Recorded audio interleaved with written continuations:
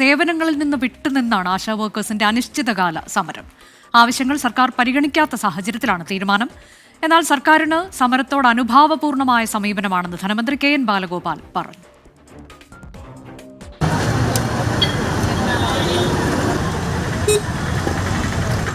Honorarium വർദ്ധിപ്പിക്കുക, വിരമിക്കൽ ആനുകൂല്യം നൽകുക തുടങ്ങിയ ആവശ്യങ്ങൾ പരിഗണിക്കാത്തതോടെയാണ് സെക്രട്ടേറിയറ്റിന് മുന്നിൽ രാപ്പകൽ സമരം നടത്തിയിരുന്ന ആശാ വർക്കേഴ്സ് അനിശ്ചിതകാല പണിമുടക്കിലേക്ക് കടന്നത്.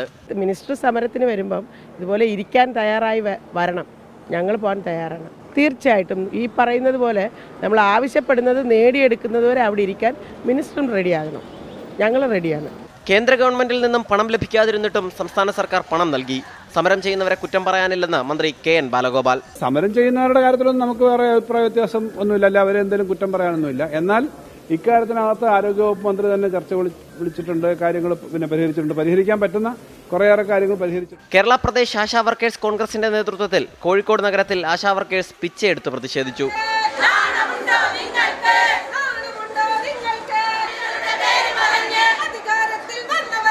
തിരുവനന്തപുരത്തെ സമരത്തിന് ഐക്യദാർഢ്യം പ്രകടിപ്പിച്ചായിരുന്നു പ്രതിഷേധം.